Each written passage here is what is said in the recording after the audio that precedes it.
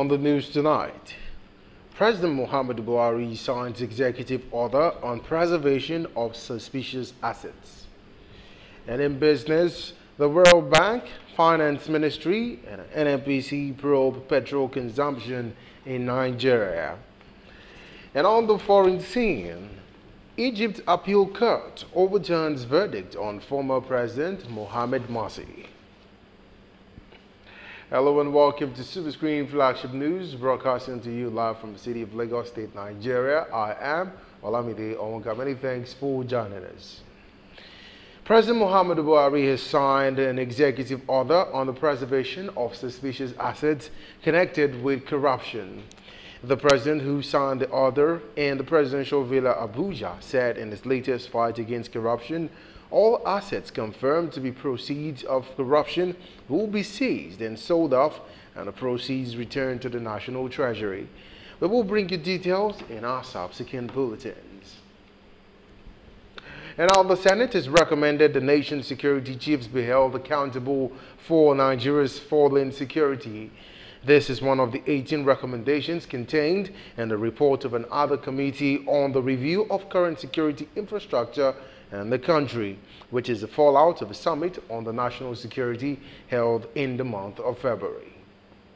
In the 18th recommendation made by the other committee on the review of Nigeria's current security infrastructure, the Senate said security chiefs must be held accountable for Nigerians' failing security.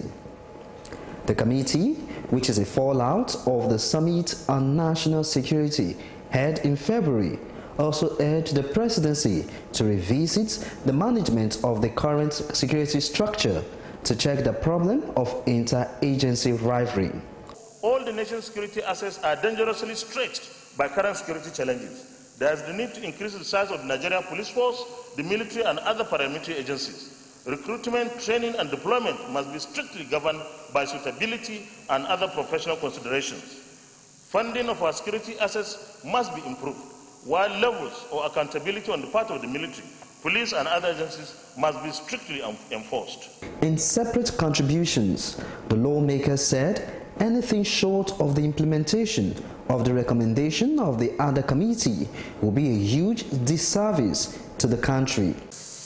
Nigeria is never short of reports, comprehensive reports that are well written by academics and parliamentarians like this. But the problem has to do with how does this translate into actions on the ground. The political will of the executive is very much needed here. We have been able to do our bit with this report. And now it is the executive that should look deeply, clearly and succinctly into this report and ensure its implementation. Mr. President, we occupy a very important place in this sub-region and in the continent. But we are failing as a country, and we are failing as also a continental power. What happened in Plateau State is condemnable. What the people of Plateau State are doing on the roads of Nigeria is condemnable. The people killing other people in Benue is condemnable. What is happening in Zamfara is... So if we have a common name that everybody will agree that this is a common problem between me and you, then fighting this problem would be easier. Ruling on the matter, the Senate President, Bukola Saraki, emphasized on the prompt implementation of the recommendations from the report. We must also work hard to ensure the implementation of the report to see that we can find solutions to some of these problems and see how we can address not only criminality and insecurity. I think that is where the issue is. It is the issue of criminality. Unfortunately, it has now had other coloration to it that has not made the waters murky. We must separate the criminality from all the other issues so we can be able to address it. And I hope that the implementation of this report by the executive would go a long way in beginning to address this insecurity side. The Senate were unanimous in their submission that the use of force is the only way out to the threat facing Nigerian security. And now the President Muhammadu Buhari has met behind closed doors with 3 governors of the All Progressives Congress APC at the presidential villa Abuja. The meeting came less than 24 hours after a group emerged from the APC with the name Reformed All Progressives Congress, the RAPC, and also in less than 2 weeks to the governorship election in Ekiti State. The agenda of the meeting was not made public, as neither the chairman of the APC Governorship Forum, Rochas Okorocha, nor the newly elected chairman of the party, Adams Oshomole, was seen at the time the meeting started. The national chairman of the All Progressives Congress APC, Adams Oshomole, has met with President of the Senate, Bukola Saraki, and the caucus of the party. Addressing the senators at the upper chamber of the National Assembly in Abuja, Oshomole said the challenge of rebuilding the party is a collective report. He assured that his leadership will put a conflict resolution mechanism that will handle crisis within the party. What our people think about us in terms of our future political engagement. So I want to assure everyone that it is not unusual to have the sort of issues that we probably have in a couple of places. But I bring aboard a determination, working with you and together with you to address it. On the spot, the President, Bukola Saraki, acknowledged that there were challenges in the party and that it is the responsibility of the leaders to address these challenges. Senate, and also let me once again congratulate you all on the election, and I wish you a very successful Senate. Let me also appreciate and recognize the initiative that you have taken, Chairman, in making this visit very early on into your tenure. I think it's a good moment which. And now a federal high court in Owerri has nullified words local government and state congress of the Imo State chapter of the All Progressives Congress APC. The presiding judge, Justice Louis Alagwa, in a judgment ordered the party to hold fresh congresses and also be responsible in conducting a free and fair election in the state. The judge, who dismissed the motion filed by the defendant, insisted that his court had jurisdiction to hear the matter. The Senate Committee on Police Affairs has summoned the Inspector General of Police, Ibrahim Idris, over the Monday killing of 7 police officers in Abuja. Chairman of the committee, Abu Ibrahim, made this known on the floor of the Senate after the Senate President, Bukola Saraki, asked that the matter be investigated. Saraki decried the death of the security officers while contributing to a point of order earlier raised by Mao Wabunwa on the armed police and army roadblocks along southeastern roads. The Senate President also urged his colleagues to pay attention to the deaths of officers as they were killed in selfless service to the nation. The Academic Staff Union of Universities, ASU, has blamed the federal government for our inability to anticipate, manage and control the crisis rocking the nation, which led to wanton loss of lives and properties. President of ASU, Biodun Ogunyemi, who expressed this to journalists in Abuja, said while members of the union, like millions of other patriotic Nigerians, watched helplessly the endless drifts that characterized the government since the return of civilian rule in 1999, it is high time to act. The federal government, to clear all doubts and help the country, should therefore set up a truly national panel made up of citizens of Nigeria who have an impeccable record of defense.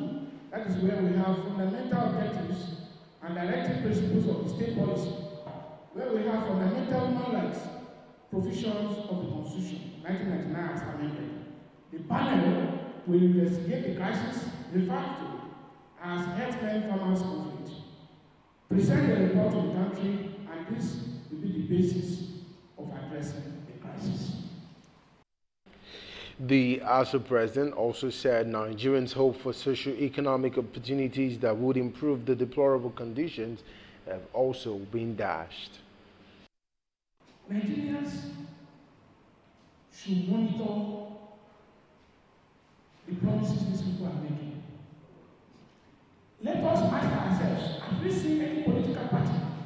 Nigeria today that is saying we shall implement Chapter 2 of the Nigerian Constitution. That's where the fundamental objectives are stated. And the principle of state policy. The fundamentals are not being addressed. And that is why we are saying we are not seeing any political party that can do it.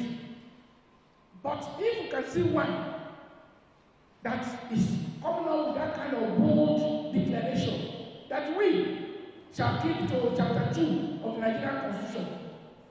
Because you know what this ruling class politicians have done? They ensure that they put some impracticable clauses. Take Section 18 of the Constitution, for instance, which promises free education at all levels. They have said as at when practicable. When will it be practicable? It is at their discretion. The Christian Association of Nigeria, CAN, has called on President Muhammadu Buhari to bring an end to the killings across the country. The association made the appeal when leaders of 19 northern states in Abuja met with the president at the State House. Leader of the delegation, Yakubu Pam, said all those involved in the senseless killings of innocent Nigerians must be brought to justice irrespective of religion or ethnicity. He also said that the Christian Association of Nigeria will wait to see what actions the president will take. And now the former governor of Central Bank of Nigeria, CBN, Adamu Siroma, is dead. Siroma died in an Abuja hospital after a protracted illness. The deceased was a founding member of the People's Democratic Party, PDP, and also finance minister under President Olusegun Obasanjo's administration from 1999 to 2003. And now coming up on Superscreen Flagship News, the World Bank, the Finance Ministry, and the Nigerian National Petroleum Corporation, NNPC, set probe petrol consumption in Nigeria. Details after the break.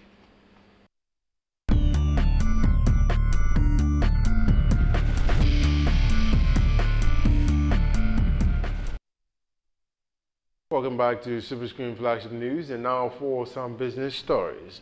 The World Bank, the Federal Ministry of Finance, and the Nigerian National Petroleum Corporation, NNPC, have commenced investigations to determine the actual volume of petrol being consumed in the country. The Chief Operating Officer, Downstream, NNPC, Henry Obe, who disclosed this, said irrespective of the high cost of fuel imports, the country's refineries are currently selling petrol at 103 naira per litre. This is coming as the corporation announced that the attainment of a 2-year record spike in gas supply to the power generation plants, which hit 854.4 million standard cubic feet of gas per day for March 2018, translating to an equivalent power generation of 3,492 megawatts of electricity. Still in business, the Federal Executive Council, FEC, has approved the contract for 11.9-kilometer link road for the second Niger Bridge that will cut across Anambra and Delta States, that will go 206 million naira. The Minister of Information and Culture, Lai Mohammed, disclosed this to journalists at the end of a meeting presided over by President Muhammadu Buhari at the Presidential Villa, Abuja. Mohammed said the contract for the link road also included the provision of associated infrastructure for the bridge, adding that the contract was awarded to Julius Berger PLC, which is already working on the project. Still ahead tonight, the Egypt Appeal Court overturns verdict on former President Mohamed Morsi. Details of this story and more after the break. Stay with us.